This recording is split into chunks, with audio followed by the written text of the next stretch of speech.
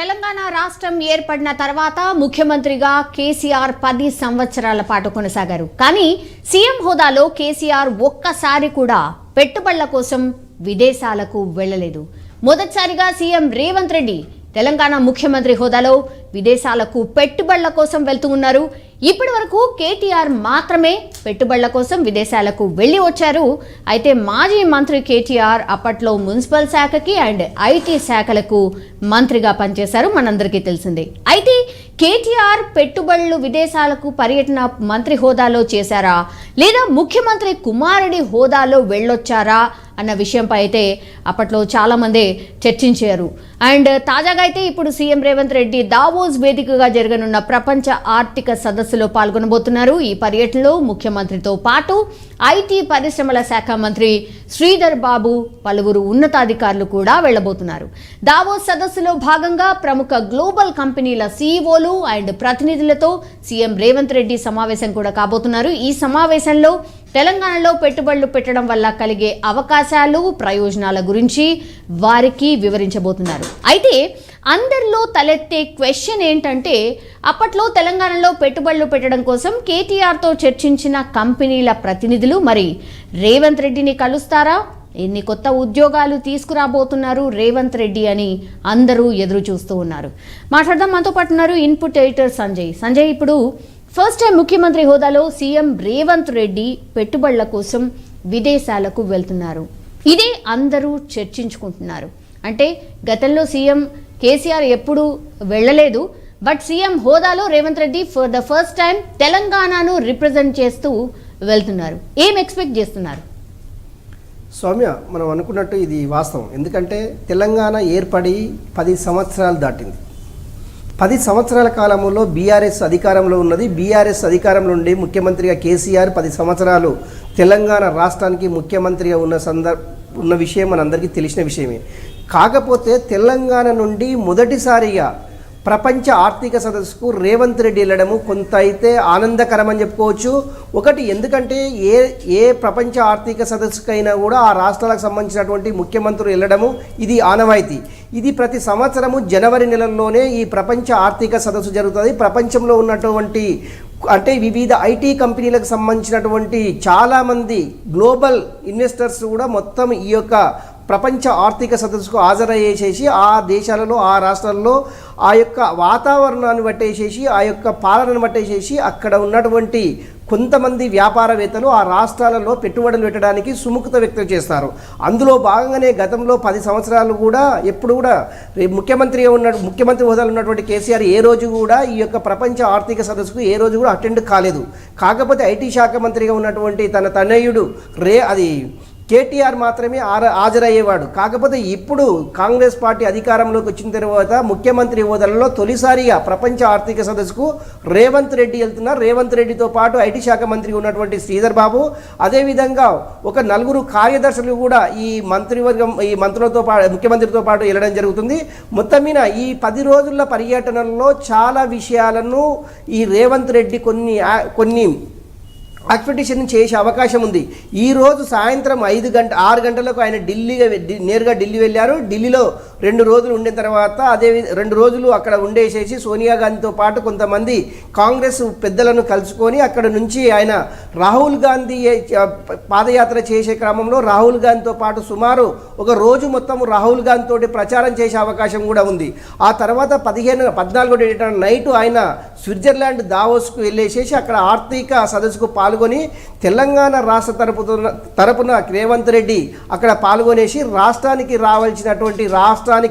పెట్టుబడులు పెట్టవలసిందిగా చాలామంది ప్రముఖ ఆర్థిక వ్యాపారస్తులని కావచ్చు, అదేవిధంగా కార్పొరేట్ సంస్థలని కావచ్చు రేవంత్ రెడ్డి కోరే అవకాశం ఉంది. ఎందుకంటే రేవంత్ రెడ్డి ఇప్పటికే అంటే ఆయన ప్రతిపక్ష నేతగా ఉన్నప్పుడు కావచ్చు, ఆయన ఎంపీగా ఉన్నాడు. చాలా సందర్భాల్లో ఆయన అమెరికాలో ఆయన పర్యటించాడు, వివిధ దేశాల్లో కూడా పర్యటించారు. ఈయనకున్నటువంటి సత్సంబాలతోటి ఈ వ్యాపారవేత్తలను కలిసేసి అక్కడ కార్పొరేట్ సంస్థల నుంచి తెలంగాణలో ముఖ్యంగా తెలంగాణ ఇంటర్నేషనల్ ఎయిర్పోర్ట్ సరౌండింగ్లో ఉన్నటువంటి వివిధ అంటే ఇప్పటికే కొన్ని వ్యాపారాలు హైదరాబాద్కు రావడం జరిగింది. అందులో భాగంగా కొత్త వారిని కూడా ఆహ్వానించేసేసి వారికి కావాల్సినటువంటి వసతులను కల్పించడానికి తెలంగాణ ప్రభుత్వం అనుకూలంగా ఉంటుందనేసి ఈ ఆర్థిక సదస్సుల్లో ఆయన చాలా స్పష్టంగా వాళ్ళని అంటే నమ్మకం ఉండే విధంగా నమ్మకం కలిగించే విధంగా వారి యొక్క కార్పొరేటివ్ వ్యవస్థలని రేవంత్ రెడ్డి అది వాళ్ళతో డిస్కషన్ చేసి రాష్ట్రము ఎలాంటి రాయితీలు ఇవ్వబోతుంది, వాళ్ళకి ఎలాంటి ట్యాక్స్ అది అంటే మినహాయింపు చేయబోతుందని ఇవన్నిటినీ కులంకుశంగా చర్చించేసేసి ఎందుకంటే కొంత ఎంఓయూలు కుదుర్చుకునే అవకాశం కూడా లేకపోలేదు. ఎందుకంటే గతంలో కేటీఆర్తోనే అది ఐటీ కార్యదర్శిగా పనిచేసినటువంటి జయేష్ రంజన్కు దీనిపైన పూర్తి అవగాహన ఉంది. ఎందుకంటే 10 సంవత్సరాల కాదు ప్రతి సంవత్సరమైన జనవరి నెలలో పోవడము అంటే ఓన్లీ ప్రపంచ ఆర్థిక సదస్సుకే కాదు చాలా సదస్సులకు సంబంధించినటువంటి కేటీఆర్ వెంటనే 24/7 లాగా జయేష్ రంజన్ ఉండేవాడు. ఇప్పుడు ముఖ్యమంత్రి జయేష్ రంజన్ కూడా వెళ్తుండే కనుక వీటన్నిటిపైన ఇంకా కులంకుశ అంటే అప్పుడున్నటువంటి పారిశ్రామికవేత్తలు కావచ్చు, ఇప్పుడు కలవబోయేటటువంటి పారిశ్రామికవేత్తలు కలవడము చాలా ఈజీ కనుకనే జేఎస్ రంజన్ని అదే స్థానంలో ఉంచుకొని అదే హోదాలో ఉంచుకొని ఇప్పుడు ముఖ్యమంత్రితో పాటు తీసుకెళ్లడం జరుగుతుంది. ఇందులో భాగంగా ఏంటంటే వ్యాపారాలు పెట్టుబడులు పెట్టడానికి ఈజీ ఉంటుందనే ఉద్దేశంతో రేవంత్ రెడ్డి ప్రపంచ ఆర్థిక సదస్సుకు వెళ్తున్నారని చెప్పుకోవచ్చు. సౌమ్య. ఎస్ సంజయ్, డెఫినెట్లీ ఒక అంటే కంపారిజన్ అయితే చేయబోతున్నారు. ఎందుకంటే అందరూ కూడా ప్రజలు కూడా కంపారిజన్ చేస్తారు కాబట్టి గత ప్రభుత్వంలో పెట్టుబడులు ఎన్ని వచ్చాయి, ఎట్లాంటి కంపెనీస్ వచ్చాయి, ఇప్పుడు రేవంత్ రెడ్డి వెళ్ళిన తర్వాత ఎట్లాంటి కంపెనీస్ రాబోతున్నాయి, పెట్టుబడులు ఎట్లా రాబోతున్నాయి అండ్ ఉద్యోగాల కల్పన దీనిపైన అయితే మాటల యుద్ధమే నడిచింది. మనందరికీ తెలుసు. వెళ్ళి వస్తాడు, ఎంజాయ్ చేస్తారు, అంతేగాని ఎన్ని ఉద్యోగాలు తెచ్చిండంటే ఎప్పుడు ఆన్సర్ చెప్పలేదు అన్నటువంటి విమర్శ చాలా మటుకి కాంగ్రెసే కాదు మిగతా ప్రతిపక్షాలు కూడా చేసిన సందర్భాలు ఉన్నాయి. సో ఇప్పుడు అందరూ ఎదురు చూస్తారు, మరి వీళ్ళే కదా అప్పట్లో ఆరోపణలు చేసిన వాళ్ళు, మరి ఇప్పుడు ఎంత ఫోకస్డ్గా ఉద్యోగాల కల్పనపై ఉండబోతోంది రేవంత్ రెడ్డి సర్కార్? స్వామి, ఒకటి ఉద్యోగ అవకాశాల కల్పన అనేది అంత ఈజీ ప్రాసెస్ కాదు. ఎందుకంటే విదేశీయులు మన రాష్ట్రంలో పెట్టుబడులు పెట్టాలి, దాన్ని సక్సెస్ చేయాలి, దాని ప్రాసెస్ చాలా టైం బాండ్. అది ఒక 1 ఇయర్లోనో 2 ఇయర్స్లోనో 3 ఇయర్స్లోనే ప్రపోజల్ కాదు. ఎందుకంటే వాళ్ళకి ఇక్కడ ఈ రాష్ట్ర ప్రభుత్వము వాళ్ళు పెట్టుబడులు పెడితే ఈ రాష్ట్ర ప్రభుత్వం వాళ్ళకు ఎలాంటి వెసులుబాటు కల్పిస్తుంది, ట్యాక్స్ కానివ్వండి, వాళ్ళకు ల్యాండ్స్ కానివ్వండి, వాళ్ళకు అనుకూలమైనటువంటి ప్రభుత్వాలు ఉండాలి. ఎందుకంటే ప్రభుత్వాలు పదే చేంజ్ అయ్యే ప్రభుత్వాలు ఉండడం వల్ల ఏంటంటే ఇన్వెస్టర్స్ వీటిపైన ఆ రాష్ట్రాలపైనటువంటి నమ్మకం ఉండదు. గతంలో కూడా మనం చూస్తున్నటువంటి కర్ణాటకలో జరిగింది. కర్ణాటకకు సంబంధించినటువంటి అప్పుడు యడ్యూరప్ప కూడా ఈ యొక్క ప్రపంచ ఆర్థిక సదస్సుకు వెళ్ళేసేసి ఇప్పటి వరకు కూడా అప్పటి వరకు కూడా కర్ణాటకకు సంబంధించినటువంటి ఎలాంటి అంటే పెట్టుబడిదారులు పెట్టించలేని అది పరిస్థితి ఏర్పడదు. ఎందుకంటే ఆ వ్యక్తి పైన నమ్మకం ఉండాలి. ఫస్ట్ ముఖ్యమంత్రి హోదాలో ఉండేటటువంటి వ్యక్తులపైన ఫస్ట్ నమ్మకం ఏర్పడాలి. ఆ రాష్ట్ర యొక్క భౌగోళిక స్వరూపాలని వారికి నమ్మకం ఏర్పడాలి. వాటికి ఉన్నటువంటి వనరులు అంటే ట్రాన్స్పోర్ట్ సిస్టమ్ కావచ్చు, లేకుంటే మౌలిక సదుపాయాలు కావచ్చు, వీటన్నిటినీ దృష్టిలో ఉంచుకొని అంటే విదేశీయులు రాష్ట్రంలో పెట్టుబడులు పెట్టడానికి సుముఖత వ్యక్తం చేస్తారు. ఇవన్నీ కుదిరిన తర్వాత అప్పుడు ఎంఓ కుదుర్చుకుంటారు తప్ప ఏదో ఆగమేఘాల మీద వచ్చేసి హైదరాబాద్లో తెలంగాణలో పెట్టుబడులు పెడతాము అనేది ఇది అసాధ్యం కాని పని. ఎందుకంటే గతంలో ఉన్నటువంటి ఐటీ శాఖ మంత్రి ఉన్నటువంటి కేటీఆర్ కూడా ఎన్నో సందర్భాల్లో విదేశాల పర్యటన చేసేసి విదేశీయులతోటి సత్సంబంధాలు కొనసాగించుకొని కొన్ని కంపెనీలను రాబట్టారు తప్ప పూర్తి స్థాయిలో తెలంగాణకు అంటే పెట్టుబడులు భారీ సంఖ్యలో వచ్చినాయంటే కూడా ఏం లేదు. ఎందుకంటే వాళ్ళకు ఉన్నటువంటి భౌగోళిక స్వరూపానికి సంబంధించినటువంటి ట్రాన్స్పోర్ట్ సిస్టమ్, ముఖ్యంగా వాళ్ళకు వసతులు అంటే ట్రాన్స్పోర్ట్కి సంబంధించినటువంటి అవకాశాలు చాలా మెరుగ్గా ఉండాలి. ఎందుకంటే మనకు సీ పోర్ట్ అనేది చాలా దూరం. ఎందుకంటే ఎటు చూసినా కూడా 500-600 కిలోమీటర్లకు తక్కువ లేదు. అలాంటి క్రమంలోనే ఓన్లీ ఇక్కడ మనకు చెప్పుకోదగ్గది ఏంటంటే ఇంటర్నేషనల్ ఎయిర్పోర్ట్ ఒకటి తెలంగాణకు ప్లస్ పాయింట్ అని చెప్పుకోవచ్చు. దానివల్ల కూడా కొంత అంటే ట్రాన్స్పోర్ట్ సిస్టమ్ బాగుంటుంది కనుకనే విదేశీ పెట్టుబడులు రావడానికి అవకాశం ఉంటుంది. వీటన్నిటినీ అంటే రాష్ట్రానికి సంబంధించినటువంటి విషయాలన్నిటిని కులంకుశగా అక్కడ పెట్టుబడులు పెడతామనే ఎవరైతే ఇంట్రెస్ట్ చూపుతారో వాళ్ళన్నిటికీ మన తెలంగాణకు సంబంధించిన అంశాలన్నింటినీ వాళ్ళతో చర్చిస్తే వాళ్ళు మనకు పెట్టాలని ఒకవేళ నమ్మకం కలగాలి తప్ప వాళ్ళు ఏదో మనం వెళ్ళంగానే చెప్పడము, వాళ్ళ మెమోంట్ ఇవ్వడము, వాళ్ళు డిస్కషన్ చేయడము పెడతారనే ప్రపోజల్ అయితే కనుచూపు మేరలో లేదని చెప్పుకోవచ్చు. ఎందుకంటే ఇప్పుడు ఆర్థిక వ్యవస్థ ప్రపంచ దేశాలు ఆర్థిక వ్యవస్థలో కొట్టుమిట్టాడుతున్న పరిస్థితి. ఎప్పుడైతే కరోనా స్టార్ట్ అయిందో అప్పటి నుంచి ఇప్పటి వరకు కూడా ప్రపంచ ఆర్థిక వ్యవస్థ గందరగోళంగా ఉంది. ఓన్లీ అది దేశం మన రాష్ట్రం అని కాదు, ప్రపంచ దేశాలే ఆర్థిక వ్యవస్థలో కొట్టుమిట్టాడుతున్న పరిస్థితి. అలాంటి క్రమంలోనే తెలంగాణకు పెట్టుబడులు రాబట్టడం అంత ఈ ఆశమైన అది అంత ఈజీ కాదని చెప్పుకోవచ్చు. అందులో భాగంగా ఇప్పుడు రేపు 15వ డేట్ నాడు రేవంత్ రెడ్డి ప్రపంచ ఆర్థిక సదస్సులో ఏం ప్రసంగిస్తారు, ప్రపంచ దేశాల్లో వచ్చినటువంటి ఆర్థికవేత్తలను ఏ విధంగా ఆయన మోటివేట్ చేయగలుగుతాడు, ఆయన అసలు తెలంగాణ మోటో ఏంది, ఇవన్నీ వాళ్ళు కులంకషంగా చర్చించిన తర్వాతనే పెట్టుబడులకు సంబంధించిన అంశము చర్చకు వచ్చే అవకాశం ఉంది.